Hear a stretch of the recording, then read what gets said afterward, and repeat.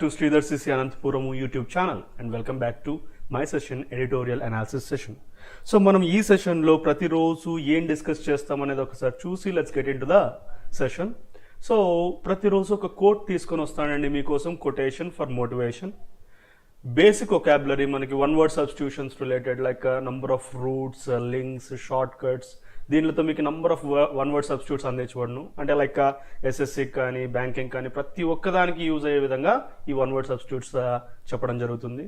Next editorial vocab. మనం ఈ రోజు ఏ ఎడిటోరియల్ అయితే డిస్కస్ చేయబోతున్నామో దానికి సంబంధించినటువంటి టఫ్ వొకాబులరీ డిస్కస్ చేయడం జరుగుతుంది. అదే విధంగానే ఇడియమాటిక్ ఎక్స్ప్రెషన్స్ లేదా ఫ్రేజల్ వర్బ్స్ కంపల్సరీగా తీసుకోవడం జరుగుతుంది. మనం లాస్ట్ 2 days నుంచి ఫ్రేజల్ వర్బ్స్ ఆల్ఫాబెటికల్ ఆర్డర్ లో తీసుకుంటూ ఉన్నాము. మీరు రెగ్యులర్ గా కనుక క్లాసెస్ వింటూ ఉన్నట్టయితే definitely will get the complete knowledge of phrasal verbs. So ఈ వన్ వర్డ్ సబ్స్టిట్యూషన్స్, ఈ ఫ్రేజల్ వర్బ్స్ ఎలా అంటే లైక్ స్టాటిక్ నాలెడ్జ్. మీరు కంటిన్యూస్ గా ప్రతిరోజు క్లాస్ కనుక చూసుకున్నట్టయితే బై ద లైక్ ఒక 1 month కంతా మీకు కంప్లీట్ ఇన్ఫర్మేషన్ ఉంటుంది. సో కాబట్టి మీరు ఎక్కడ ఎస్ఎస్సికి అయితేనేమి, ఎస్ఐకి అయితేనేమి, లేదా బ్యాంకింగ్ రిలేటెడ్ అయితే వచ్చింది అంటే 1 or 2 marks లేదంటే 5 marks to 10 marks వరకు కూడా ఈజీగా మీరు హ్యాండ్ లో పెట్టుకోవచ్చు. సో కాబట్టి keep coming to the class regular, watching the classes regularly. Okay, next editorial analysis అనేది కూడా కంపల్సరీగా ఉంటుంది, like in depth explanation, like test of the day. So ప్రతిరోజు ఒక్కొక్క మోడల్తో నేను మీ ముందుకు రావడం జరిగింది. ఈ రోజు కాలమ్స్ బేస్డ్ క్వశ్చన్స్ డిస్కస్ చేస్తున్నాము, లైక్ షార్ట్ కట్ మెథడ్స్ లో క్విక్ గా, so with in the shortest time like 40 seconds, 35 to 40 seconds లోపల మనం ఎలా క్రాక్ చేయొచ్చు అనేది ప్రతిరోజు డిస్కస్ చేయడం జరుగుతుంది. సో ఈ సెషన్ యొక్క ముఖ్య ఉద్దేశం ఏంటి అంటే లైక్ షార్ట్ పీరియడ్ లో లైక్ ఒక 30 minutes to 40 minutes టైంలోనే సో మీ వాల్యుబుల్ టైం స్పెండ్ చేస్తూ సో ఈ వొకాబులరీకి మంచి ఫౌండేషన్ వేసుకొని, సో ఎడిటోరియల్ అంటే ఓవరాల్ నాలెడ్జ్ తీసుకొని, దాంతో పాటుగా షార్ట్ కట్స్, టెస్ట్ కి సంబంధించినటువంటి షార్ట్ కట్స్ తీసుకొని మనం కంప్లీట్ చేసుకునే విధంగా ఉండడమే ఈ యొక్క సెషన్ యొక్క goal. So let's get into the topic. Session లోకి వెళ్ళిపోదాము విత్ ద కోట్స్. ఈరోజు ఏం కొటేషన్ తీసుకొని వచ్చాను? Rise above the storm and you'll find the sunshine. So what does that mean? So మామూలుగా మీకు మీ ఫేవరెట్ బర్డ్ ఏది అని అడిగితే number of peoples number of different types of birds కదా. But my favourite bird is eagle నా favourite bird. ఎందుకో తెలుసా? లైక్ ఎప్పుడైనా రైన్స్ వచ్చినప్పుడు ప్రతి ఒక్క జీవి ఏదో తల దాచుకోవడానికి ప్రయత్నం చేస్తుంది, కానీ ఈగల్ మాత్రమే it rises above the clouds. ఇప్పుడు క్లౌడ్స్ నుంచి వర్షం వస్తుంది, దాని పైకి ఎగిరి it takes the sunshine అనమాట. అంటే so what does that mean? దాంట్లో లోపల ఉన్నటువంటి అంతరార్థం ఏంటి అంటే సో ఇబ్బందులు వస్తాయి, కష్టాలు వస్తాయి. సో ప్రతి ఒక్క మనిషికి అది క్వైట్ కామన్ అండి. సో అవన్నీ మనం ఒక స్టార్మ్తో కంపేర్ చేసుకుంటే దానికి మించి ఎదగలిగితేనే మీకు సన్షైన్ అంటే ఈ యొక్క ఆ నెగిటివిటీ, ఆ యొక్క ప్రాబ్లమ్స్, ఆ కష్టాల నుంచి బయటకు వచ్చి ఆ వెలుగును చూడగలిగితేనే మీకు సక్సెస్ అనేది దీని యొక్క ఉద్దేశం. సో కాబట్టి keep all negativities, just focus on your goal, then you reach to your goal. మొత్తం నెగిటివిటీస్, ఈ ప్రాబ్లమ్స్, అబ్స్టకల్స్ మీద మీ ఫోకస్ ఉందనుకోండి, అక్కడనే కూరుకుపోతారు, అక్కడనే ఆగిపోతారు. అంతేగాని మీకు ఎప్పటికే కానీ ఈ యొక్క సక్సెస్ అనేది అందదు. సో కాబట్టి మీరు ఏం చేయాలంటే అవన్నీ సో మేనేజ్ చేసుకోండి, హోల్డ్లో పెట్టండి, సైడ్ పెట్టండి, మీ గోల్ మటుకు మిస్ చేసుకోవద్దండి. Okay, let's get into. So ఈ 2-3 days నుంచి నేను మీకు ఈ ఫోబియాస్, మేనియాస్ లిస్ట్ ఇస్తున్నాను. ఇంకొక 1 week అంతా ఈ యొక్క పర్టికులర్ ఫోబియాస్, మేనియాస్ లిస్ట్ కంప్లీట్ అయిపోతుంది. రెగ్యులర్గా ఉండడం వల్ల ఉపయోగం ఏంటి అంటే ఆ నాలెడ్జ్ మీకు ఎక్కడికి ఎప్పటికీ పోదు. సో అది ప్రతి ఒక్క ఎగ్జామ్కి మీకు కనీసం ఒక ఫోబియా కానీ ఒక మేనియా కానీ కంపల్సరీగా అడుగుతారు, స్టాఫ్ సెలెక్షన్ రిలేటెడ్ కానీ, ఎస్ఐ కానీ. సో కాబట్టి కీప్ అటెండింగ్ ద క్లాసెస్. ఇక్కడ let's start with the first one. మంచి షార్ట్ కట్స్ ఉంటాయి, మంచి రూట్స్ ఉంటాయి. తర్వాత నెక్స్ట్ టైం నేను వొకాబులరీ సెషన్స్లో రూట్స్ కూడా ఇవ్వబోతున్నాను, లైక్ రూట్ వర్డ్ బేస్డ్గా ట్రైన్ చేయబోతున్నాను, కన్ఫ్యూజింగ్ వర్డ్స్ ట్రైన్ చేయబోతున్నాను. సో కాబట్టి keep on attending the classes. So ఇక్కడ అంబులోఫోబియా. ఫస్ట్ ఆఫ్ ఆల్ ఫోబియా అనేది it's a term, it's a route related to fear. So అంబులోఫోబియా అంటే already I gave you the link. అంబుల్ stands for movement. Movement అంటే walking related గా చెప్పాను. దానికి సంబంధించి number of words కూడా మీకు ప్రీవియస్ క్లాసెస్ లో, ప్రీవియస్ సెషన్స్ లో ఇవ్వడం జరిగింది, లైక్ సోమ్నాంబ్యులెంట్. సోమ్నాంబ్యులెంట్ అంటే లైక్ నిద్రలో నడిచేటటువంటి వ్యక్తి. సో సర్కమాంబ్యులెంట్, సో చుట్టూతా తిరిగి వచ్చేటటువంటి వ్యక్తి. ఇలా నంబర్ ఆఫ్ మనము తీసుకున్నాం. అంబులెన్స్. సో అంబులోఫోబియా ఇప్పుడు అర్థమైపోయింది, ఫియర్ ఆఫ్ వాకింగ్. అంటే ఈ రూట్ తెలియడం వల్ల ఇమ్మీడియట్లీ మనము అంటే అట్లీస్ట్ మనము ఫిల్టర్ చేసుకోవడానికి, ఆప్షన్స్ లో మనము ఎలిమినేట్ చేసుకోవడానికైనా ఉపయోగపడుతుంది. నెక్స్ట్ ఆంగ్లోఫోబియా. ఆంగ్లో అంటే ఆల్రెడీ మనకు తెలుసు ఏంటి, ఆంగ్లో ఇండియన్స్ అని అంటూ ఉంటాము. సో ఆంగ్లము అని అంటూ ఉంటాము. అంటే foreigners, England especially England or English related people యొక్క fear. Like we were under the rule of the Britishers for around 200 years. So అప్పుడు వాళ్ళని చూసిన వెంటనే ఒక టైప్ ఆఫ్ భయం కలిగేది. అలాంటి భయమే ఈ ఆంగ్లోఫోబియా. నెక్స్ట్ ఆంథ్రోఫోబియా చెప్పాను. ఆంథ్రో స్టాండ్స్ ఫర్ హ్యూమన్స్ అని చెప్పేసి. ఆంథ్రోఫోబియా, ఆంథ్రోపాలజీ, ఆంథ్రోపాలజిస్ట్, ఫిలాంథ్రపిస్ట్. సో ఇలా ఎన్ని వర్డ్స్ వస్తున్నాయి ఒక్కసారి గమనించండి. ఆంథ్రో అంటే humans, anthropology study of humans, like anthropologist, that particular person, a philanthropist, so who loves humankind. So ఇలా నంబర్ ఆఫ్ వర్డ్స్, ఇలాంటి లింక్స్ వల్ల నీట్గా ఈజీగా క్రాక్ చేసుకోవచ్చు. ఆంథ్రోఫోబియా ఏంటి? ఆంథ్రోఫోబియా అర్థమైపోయింది. ఆంథ్రో అంటే హ్యూమన్స్, ఫోబియా అంటే ఫియర్ ఆఫ్ హ్యూమన్స్, అంటే హ్యూమన్స్ అంటే భయము. నెక్స్ట్ అనుటపోఫోబియా. అనుటఫోబియా ఏంటిది? లైక్ చాలా మంది ఏజ్ అయిపోయిన తర్వాత మ్యారేజ్ కాకోకుండా అన్మ్యారీడ్గా ఉంటూ, సో నేను ఇలానే మిగిలిపోతానేమో అనేటటువంటి ఒక భయం. అనుప్టోఫోబియా అనేటటువంటిది ఆ యొక్క భయాన్ని మనకి ఇండికేట్ చేస్తుంది. నెక్స్ట్ ఇక్కడ లింక్ ఉండేది క్లియర్గా మనము చెప్పుకోగలుగుతాము. ఆక్వాఫోబియా, ఆక్వా స్టాండ్స్ ఫర్ వాటర్ కదా. సో ఫియర్ ఆఫ్ వాటర్, నీళ్ళు అంటే భయము. లైక్ ఎక్కడైనా నీళ్ళకు సంబంధించిన ప్రాంతానికి వెళ్ళాలన్నా భయాన్ని ఫీల్ అయితే అది ఆక్వాఫోబియా అవుతుంది. నెక్స్ట్ మేనియాస్ చూద్దామా? Yes, let's get to manias. బ్రక్స్ అంటే ఫస్ట్ ఆఫ్ ఆల్ మీనింగ్ ఏంటో తెలుసుకోండి. బ్రక్స్ అంటే టు గ్రైండ్ ద టీత్, అంటే పళ్ళు కొరకడం. బ్రక్సిజం అంటాం, ఆ కొరికే తత్వాన్ని బ్రక్సిజం అంటాం. కొద్దిమందికి అవసరం లేకున్నా కొరుకుతూనే ఉంటారు, అలాంటి ఒక కంపల్షన్. సో మేనియా అంటే ఏం చెప్పుకున్నాం మనము? క్రేజీనెస్, ఆబ్సెషన్, విపరీతమైనటువంటి పిచ్చి, విపరీతమైనటువంటి అటాచ్మెంట్ మేనియా అని చెప్పుకున్నాం. ఇక్కడ బ్రక్సోమేనియా అంటే ఏంటి అంటే ఆటోమేటికల్ కంపల్షన్ ఫర్ గ్రైండింగ్ టీత్, అని పళ్ళు కొరుకుతూనే ఉండాలి అనేటటువంటి ఒక కంపల్షన్. నెక్స్ట్ కకడెమోమేనియా ఏంటబ్బా ఇది? మీకు నీట్గా లింక్ ఇచ్చేస్తా. డీమన్. ఏంటి డీమన్ అంటే? డీమోమేనియా ఉంది అక్కడ. నేను డీమన్ ఉంది అని చెప్పట్లా, నేను లింక్ ఇస్తున్నా. డీమన్, కెకోడిమన్ అని ఒక మేల్ వాలెంట్ స్పిరిట్ ఒకటి ఉంది. అంటే చాలా విపరీతమైన కోపం, అంటే ఈవిల్ స్పిరిట్, ఒక ప్రేతాత్మ అంటాం కదా, అలాంటి ఒక ప్రేతాత్మ పేరు కెకోడిమన్. కెకడెమోమేనియా అంటే ఏంటబ్బా అంటే, సో ఒక ఫీలింగ్, ఒక నమ్మకము, అంటే ఈవిల్ స్పిరిట్ ఉందేమో అనేటటువంటి ఒక నమ్మకం, భయం కాదు ఇది. లైక్ పొసెషన్ అంటే ఇన్హాబిటెడ్, అంటే ఒక ఈవిల్ స్పిరిట్ ఉంది అనేటటువంటి ఒక ఫీలింగ్, ఒక విపరీతమైన ఆబ్సెషన్, అదే ఫీలింగ్లోనే ఉంటారు. అంటే దెయ్యం పడింది, అలాంటి ఒక ఫీలింగ్ని కెకడెమోమేనియా అంటారు. నెక్స్ట్ కెటపెడమేనియా. ఏంటి కెటపెడమేనియా అంటే? క్యాటర్ పిల్లర్ అంటే హైట్కి వెళ్తుంది, అలా గుర్తుపెట్టుకో. సో క్యాటర్పిల్లర్ లాగా obsession with jumping from high places, అంటే ఏమైనా ఎత్తు ప్రదేశాలు చూస్తే వాళ్ళ యొక్క ప్రమేయం లేకుండా దుంకాలు అనేటటువంటి ఒక ఫీలింగ్ వస్తే, సో అలాంటిది కెటపెడమేనియా. నెక్స్ట్ చైనామేనియా, ఆ పేర్లోనే ఉంది chinamania. Obsession with collecting china items, china రిలేటెడ్వి ఏంటివి కనబడిచ్చినా కూడా పర్చేస్ చేయాలి అనేటువంటి ఇప్పుడు మనకు తెలుసు. సో కాంటెంపరీగా ఏం జరుగుతుంది, మన చైనా యాప్స్ అన్ని బ్యాన్ చేయడం జరిగింది.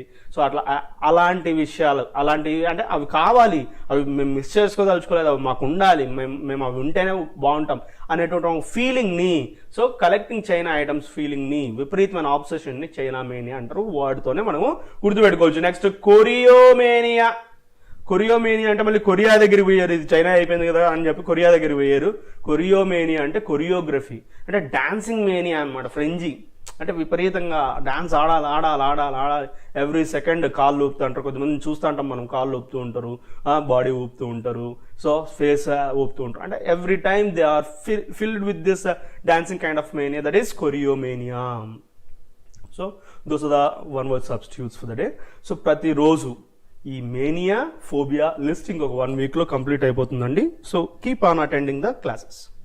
Next before entering in to the vocabulary, phrasal verbs కూడా మనం లాస్ట్ 2 డేస్ నుంచి ఈ ఆల్ఫాబెటికల్గా తీసుకుంటూ ఉన్నాము. ఆల్రెడీ మనము బీకి వచ్చేస్తున్నాము. సో కాబట్టి బీ కేర్ఫుల్. సో ఇవన్నీ మనము లిస్ట్ అవుట్ చేసుకొని పీడిఎఫ్ ఫైల్స్ మీకు అటాచ్ చేయడం జరుగుతుంది. అవి మీరు యూజ్ చేసుకున్నట్టయితే డెఫినెట్లీ ఈ ఫ్రేజల్ వర్బ్స్, ఇంకా క్లియర్గా చెప్తున్నాను స్టూడెంట్స్, లైక్ ఈ బ్యాంకింగ్ రిలేటెడ్ అయితే ఫ్రేజల్ వర్బ్స్ కి ఎంత ప్రామినెన్స్ ఉంటుందంటే లైక్ ఒక్కసారి ఒక 5 మార్క్స్ కూడా ఇచ్చినటువంటి సందర్భాలు మనకు ఉన్నాయి. సో కాబట్టి ఈ యొక్క ఫ్రేజల్ వర్బ్స్ లిస్ట్ అనేది స్టాటిక్ ఉంటుంది. రెగ్యులర్గా అటెండ్ అయ్యి నీట్గా గుర్తు పెట్టుకోగలిగినారంటే సో మీకు డామ్ ష్యూర్గా 5 పడితే 5కి 5 వచ్చేస్తాయి. లేదా ఫిల్లర్స్లో మీకు ఉపయోగపడతాయి, సెంటెన్స్ ఫిల్లర్స్లో ఉపయోగపడతాయి, క్లోజ్ టెస్ట్, ప్రతి ఒక్కదానికి ఫ్రేజల్ వర్బ్స్ నాలెడ్జ్ కంపల్సరీగా అవసరం అవుతుంది. Let's see this. Back away, back away, back away. Hey, see, when he saw the dog, he backed away. ఇక్కడ బ్యాక్ అంటే బ్యాక్ సైడ్, ఫ్రంట్ సైడ్, ఇది మళ్ళీ యాడ్వర్బ్స్ లేదా ప్రిపోజిషన్స్ అయిపోతాయి. కానీ ఇక్కడ వర్బ్ గా తీసుకుంటే back, backed, backed verb forms. Backed away, what does that mean? అతడు భయంతో వెనక్కి తగ్గాడు, వెనక్కి వెళ్ళిపోవడం జరిగింది అనేటటువంటి దాని యొక్క మీనింగ్ అవుతుంది.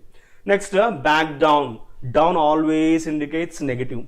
సో బ్యాక్ డౌన్ అంటే ఏంటి? విత్డ్రా లేదా కన్సీడ్ డిఫీట్. సో ఏదైనా ఓటమిని ఒప్పుకోవడం లేదా తగ్గడం, వెనక్కి తగ్గడం అనేటటువంటి మీనింగ్ వస్తుంది. Local authorities back down on their plans to demolish the building. ఆ బిల్డింగ్ డెమాలిష్ చేసేటటువంటి ప్లాన్స్ విషయంలో లోకల్ అథారిటీస్ బ్యాక్ డౌన్ చేశాయి. అంటే బ్యాక్ డౌన్ చేశాయంటే ఏంటి? విత్డ్రా చేసుకునే తమ ఆలోచన లేదా ఓటమిని ఒప్పుకొని మేము వద్దు, మేము చేయకూడదు అనుకుంటున్నామని. Next backup. So see guys, నేను కొన్నిటికి డబల్ మీనింగ్స్ కూడా ఇస్తున్నాను. అంటే డబల్ మీనింగ్స్ అంటే ఒక్క మీనింగ్ కంటే ఎక్కువ ఉండేది, కొద్దిగా కాన్షియస్గా ఉండండి. ఇక్కడ బ్యాకప్ అంటే సపోర్ట్ లేదా ఎంకరేజ్మెంట్ ఇవ్వడం అనే మీనింగ్ వస్తుంది. ఇంకోటి మనకు బాగా రెగ్యులర్గా తెలిసినటువంటి టెక్నికల్ టర్మ్ బ్యాకప్ అంటే కాపీ, ఫైల్ కానీ ప్రోగ్రామ్ కానీ బ్యాకప్ చేసుకోవడం. ఇలా 2 మీనింగ్స్ వస్తాయి. సో కాబట్టి కేర్ఫుల్గా ఉండండి. అంటే సో ఆ కాంటాక్ట్స్లో ఇస్తున్నారు, ఈ కాంటాక్ట్స్లో ఇస్తున్నారా సో అనేది మనకు కొద్దిగా కాన్షియస్గా ఉండాలి. సో అంటే ఒక్క మీనింగ్కే ఫిక్స్ అవడం వల్ల ఏంటంటే రెండోది స్కిప్ అయ్యేటటువంటి అవకాశం ఉంది. రెండోది వచ్చినప్పుడు మీరు మిస్ చేసే అవకాశం ఉంది. కాబట్టి 2 మీనింగ్స్ కూడా ప్యారల్ గా గుర్తుపెట్టుకోండి. I gave you 2 examples. If I tell the boss I got too much work, will you back me up? మా బాస్ నాకు చాలా వర్క్ ఉంది అంటే నువ్వు నాకు back me up, fragment split అవుతాను చూసుకోండి. సో నాకు నువ్వు సపోర్ట్ చేస్తావా, నాకు బ్యాకప్ ఇస్తావా, అంటే హెల్ప్ చేస్తావా అనే మీనింగ్ తో అక్కడ వస్తుంది. It is recommended to backup all the files in secure location. Secure location లో ఉన్నటువంటి ఫైల్స్ అన్ని కూడా బ్యాకప్ చేసుకోవాల్సిందిగా రికమెండ్ చేయడం జరిగింది. What does that mean? So copy చేసుకోవాల్సిందిగా అనే అర్థం వస్తుంది. Next bail out. బెయిల్ అనేది వింటూ ఉంటాము. సో బెయిల్ వచ్చింది అంటే లైక్ క్రిమినల్ కేసెస్ లో ఇట్లా బెయిల్ వచ్చింది ఆ జస్టిస్ పరంగా అనేది, ఇది కూడా 2 ways లో మనము యూజ్ చేయొచ్చు. ఒకటి, ఇది మనకు తెలియని meaning, pay money to secure someone's release. ఒకరు రిలీజ్ కావడానికి మనీని పే చేస్తే అది ఒక మీనింగ్ అవుతుంది. Next rescue from financial difficulties. Financial అంటే డబ్బులకు సంబంధించినటువంటి డిఫికల్టీస్ నుంచి రెస్క్యూ చేయడం అంటే బయటకు పడేయడం అనేటటువంటి మీనింగ్ కూడా వస్తుంది. సో ఒకటి రిలీజ్ కోసం, 2 financial difficulties. When he was arrested his family refused to bail him out. ఇక్కడ అర్థం చేసుకో. సో ఇక్కడ కూడా ఫ్రాగ్మెంట్ స్ప్లిట్ అవుతుంది. So when he was arrested, arrest అయినప్పుడు తన ఫ్యామిలీ తనని బెయిల్ ఇచ్చి రిలీజ్ చేయించుకోవడానికి నిరాకరించింది అని అర్థం వస్తుంది. The government bailed out the bank. So government ఏం చేసింది? ఆ పర్టికులర్ బ్యాంక్ ని బెయిల్డ్ అవుట్ ద బ్యాంక్. ఇక్కడ స్ప్లిట్ కాలేదు, కలిసిపోయింది. సో ఏం చేసిందంట? సో ఫినాన్షియల్ డిఫికల్టీస్ ఉన్నటువంటి బ్యాంకుకి గవర్నమెంట్ కొద్దిగా సపోర్ట్ ఇచ్చి బయటకు తీసుకొని రావడం జరిగింది. అంటే ఎస్పెషల్లీ మనీ లింక్డ్ గా ఈ బెయిల్ అవుట్ అనేది వస్తుంది. కాబట్టి జాగ్రత్తగా గుర్తుకు పెట్టుకోండి. So there we end that particular phrasal verb session and let's get to editorial vocabulary. So ఈ రోజు మనం డిస్కస్ చేయబోయేటటువంటి ఎడిటోరియల్ కి రిలేటెడ్ వొకాబులరీ ఏం వస్తుందో ఒకసారి చూద్దామండి. Come as a breather, it's a phrase, idiomatic expression అంటూ ఉంటాం కదా, phrasal expression. Come as a breather, ఊపిరి పీల్చుకున్నట్టుగా ఉందిరా ఇప్పుడు. అంటే ఇంతవరకు పీల్చుకోలేదా, అంటే రిలాక్స్ అయినట్టుగా ఉంది, relaxation. Come as a breather అంటే టఫ్గా ఉండే సిచ్యువేషన్లో మంచి ఈ యొక్క బ్రీజ్ వస్తే ఎలా ఉంటుంది, రిలాక్స్గా ఉంటుంది, అది meaning. Detrimental adjective, tending to cause harm అంటే హార్మ్ చేసే విధంగా ఉన్నటువంటిది డెట్రిమెంటల్. వల్నరబుల్, ఈజీలీ అఫెక్టెడ్ అంటే ఈజీగా హార్మ్ కాబడేటటువంటి, లైక్ కిడ్స్ ఆర్ వల్నరబుల్ అంటే చిన్నపిల్లలు చాలా వల్నరబుల్గా ఉంటారు, ఈజీగా డిసీజెస్గా అఫెక్ట్ అవుతారు. అడ్జెక్టివే. ఏడి ఎండింగ్స్ అన్ని అడ్జెక్టివే.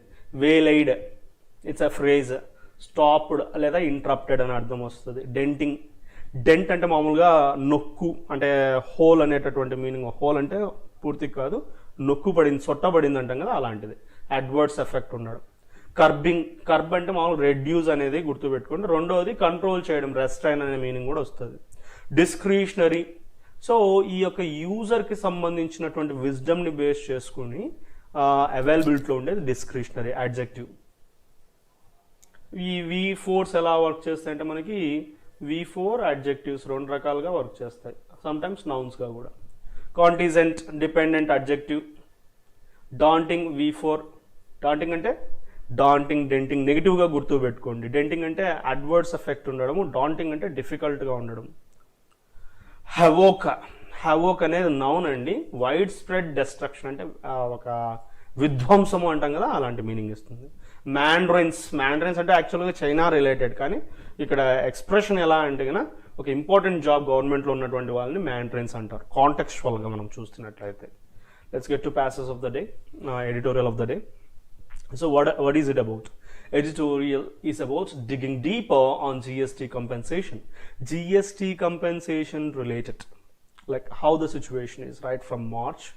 So what's going to happen? What are the measures the center is going to take to compensate states?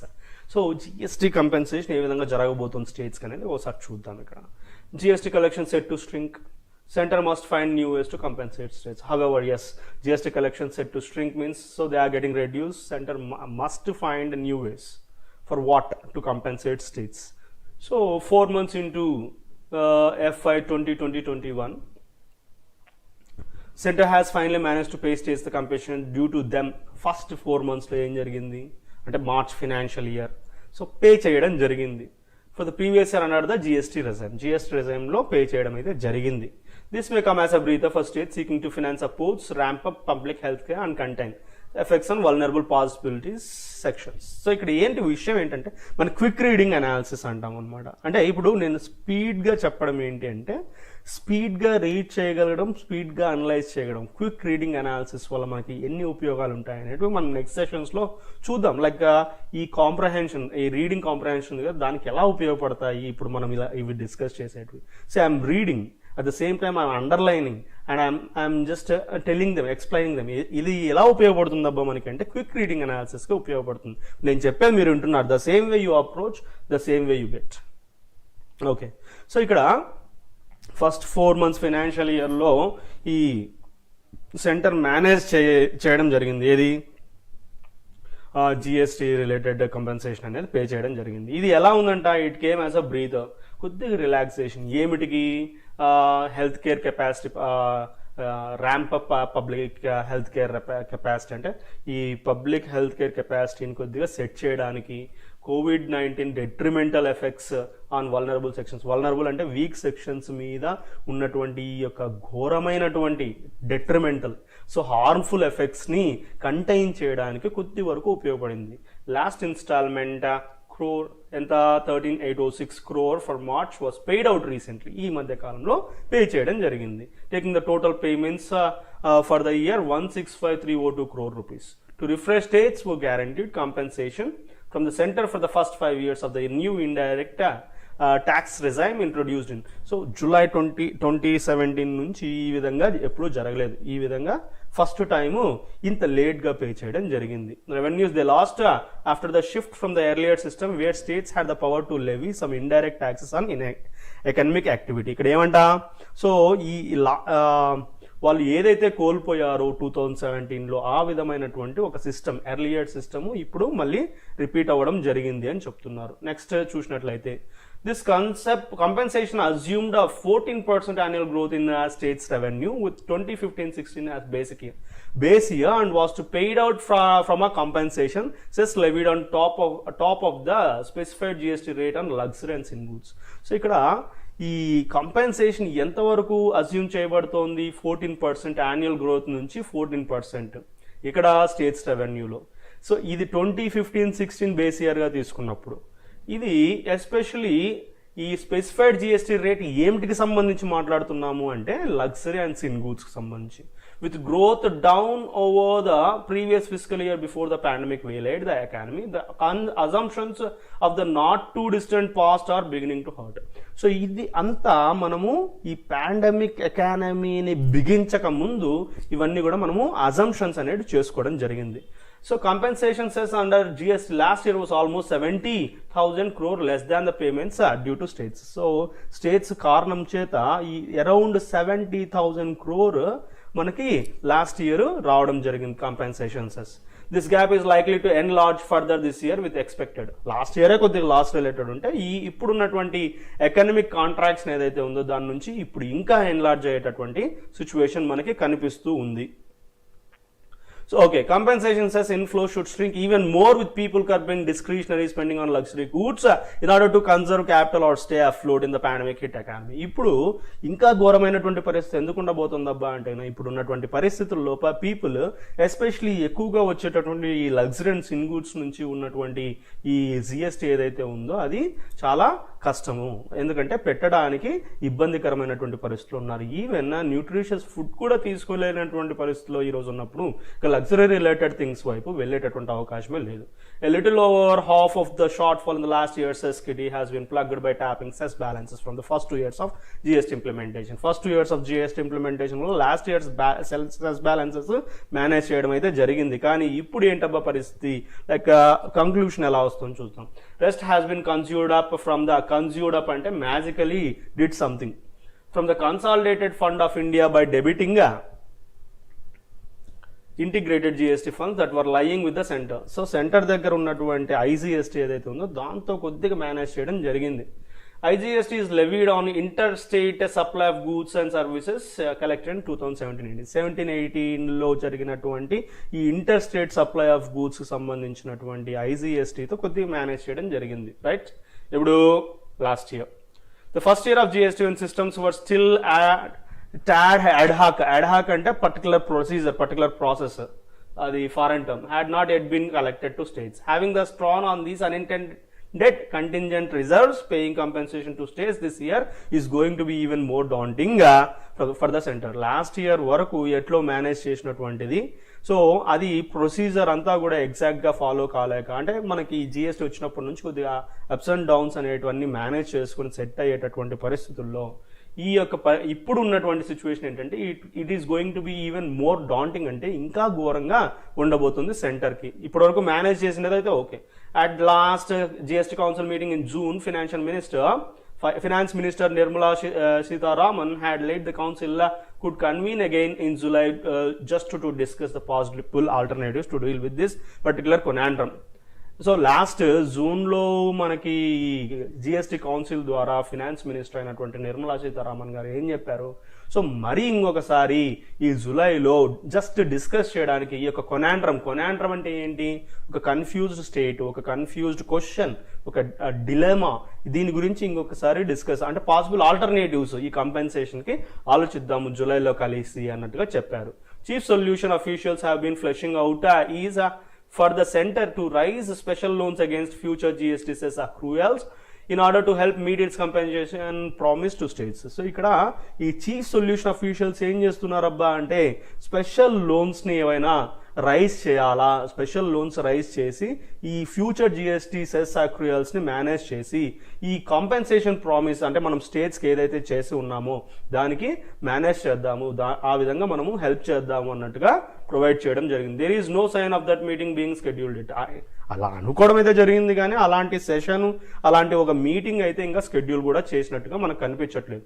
The pandemic's economic havoc has thrown up multiple challenges for North Block mandarins is understandable.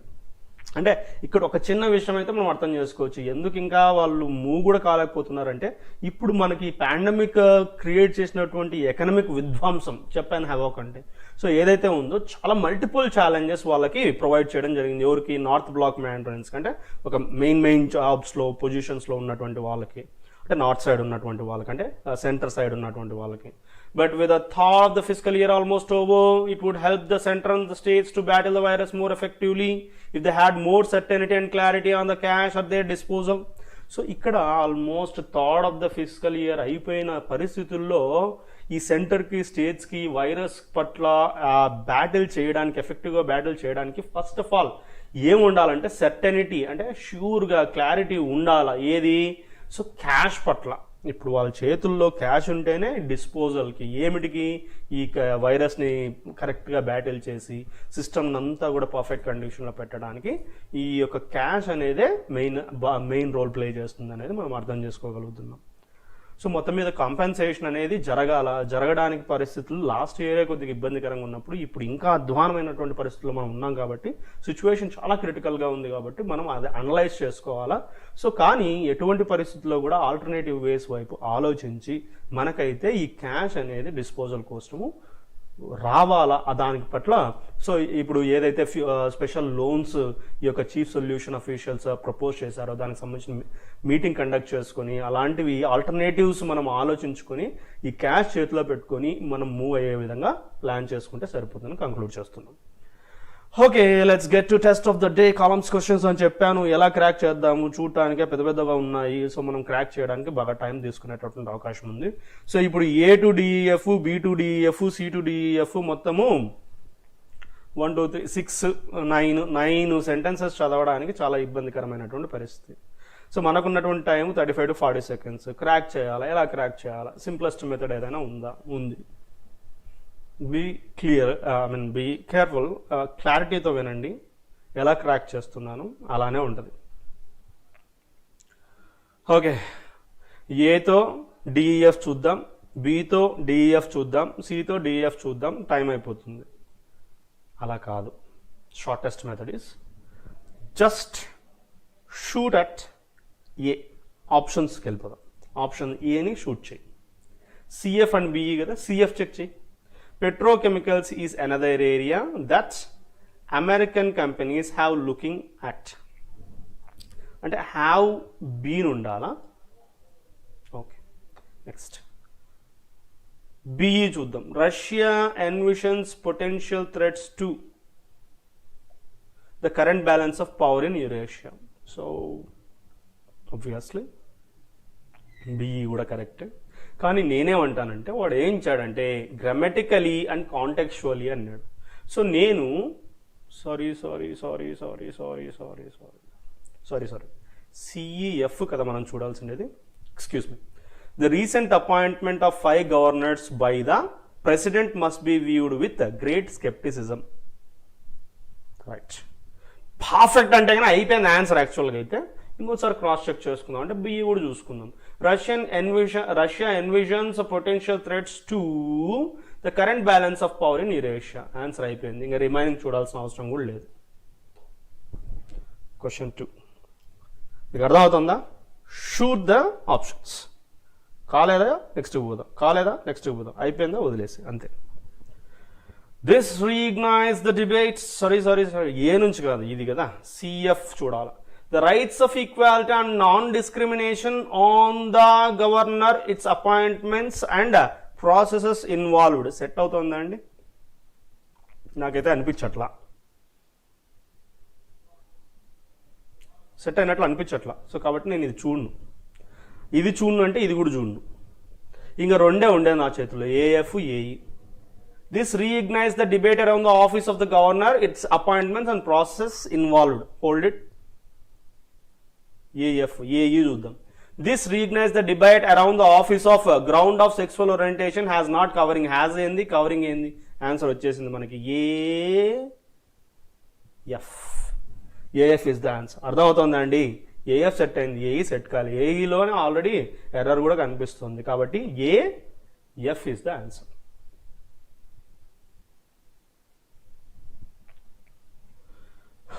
A challenge to CF and C. While that may be a dated quotes, the operation had been emotional experience. ఏంది అసలు meaningless. ఇది పోయిందంటే ఇది పోయింది. AFEAలో answer ఉంది. A challenge to section 377 of the Indian Penal Code. The operation had been an experience. లేదు. With the cellophane of national pride. అర్థం చేసుకో. A challenge to section 377 of the Indian Penal Code with the cellophane of national pride. I go with none of this. So అదైతే రావట్లా. 1 second. BE కూడా చూసుకోవచ్చు కదా మనం ఒక్కసారి, ఎందుకంటే సిఎఫ్ అండ్ బిఈలో సిఎఫ్ ఎగిరిపోయింది, బిఈ కూడా క్యాన్సిల్ చేయడం కంటే బిఈ ఒక్కటే కూడా కరెక్ట్ అయ్యే అవకాశం ఉంది కదా. ISRO only needs to explain set backs, not hide them with the cellophane of national pride. Answer is B. I hope you understand, guys.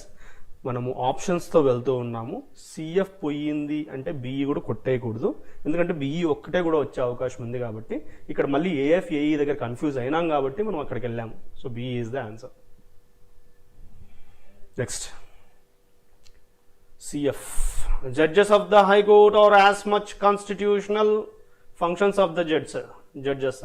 ఏం మీనింగ్ ఉందండి?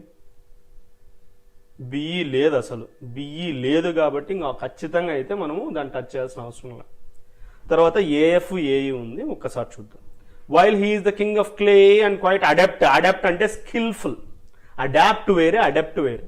Adept on grass the acrylic has often been his. ఇక్కడ ఒక connection వస్తుంది చూడండి, his he అంటే AE. Answer అయిపోయింది, remaining చూడాల్సిన అవసరం లేదు. అర్థమవుతుందా? సో హీ హిజ్ కనెక్షన్ వచ్చింది, ఆన్ గ్రాస్ ప్రిపోజిషన్ తర్వాత నౌన్ వచ్చింది. It's clear. Next, okay, CFB. This is not only a case of humiliation but amounts to 2 + వర్. అస్సలు ఆ కాంటెక్స్ట్ గ్రామటికల్గా రాంగ్. సో అంటే బిఈ కూడా లేదు, ఇవి చెక్ చేసుకోవాలి. ఏఎఫ్ ఏఐ చూద్దాం. 2 హియర్ రాదు అంటే ఏఐ ఎగిరిపోయింది. నెక్స్ట్ ఏఎఫ్ చూద్దాం. 2 హియర్ రాదు, 2 వర్ రాదు, 2 ఎగిరిపోయినాయి. ఓకే, సిఎఫ్ చూద్దాం. Many questions arise in the wake of this decision. Were సంబంధం లేదు. Okay, once again let me explain it clearly. CF చూద్దాం first. Many questions arise in the wake of this decision. Were, decision were meaningless, ఎందుకంటే decision singular and moreover context is not in that meaning. CF పోయిందంటే BE కూడా పోయింది, ఇది complete చేసాం మనం. Next AF చూస్తున్నాం.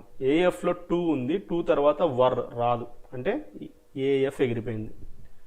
Next అదేవిధంగా BD చూద్దాం. Keeping with her high dignity the judge even it disgraced. ఎట్లా వస్తుంది? The judge even it. Judge even disgraced అన్నా కూడా మనం పోయేవాళ్ళం. ఇట్ అనేది సబ్జెక్ట్ ఫ్రేజ్, సబ్జెక్ట్ రిలేటెడ్గా తీసుకుంటాం. సో కాబట్టి బీడీ పోయింది. ఇంకొకటి ఏఈ ఒకటి మిగిలింది. This is not only a case of humiliation but amounts to hear ఫ్యూజ్డా. ఫ్యూజ్డ్ ఏంది? 2 తర్వాత ఫ్యూజ్డ్ అసలు V1 వస్తుంది కదా. సో అదే అండి. సో ఆ విధంగా ఆప్షన్స్తో ఈజీగా క్రాక్ చేసుకోగలిగాము. Okay guys, that's all for the day. So మన ఇది టోటల్ స్కెడ్యూల్ కూడా రెడీ అయిపోయింది. ఆల్రెడీ క్లాసెస్ కొన్ని ఆల్రెడీ పెడుతూ కూడా ఉన్నాము.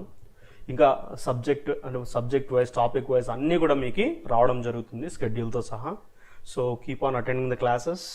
సో ఈ పాండమిక్ టైంలో, ఈ ప్యానిక్ కండిషన్లో, సో ప్రతి ఒక్కరి ఇళ్లలో ఉండండి. Stay home, stay safe, and thanks for watching. And don't forget to subscribe the channel and share with your friends. Thank you.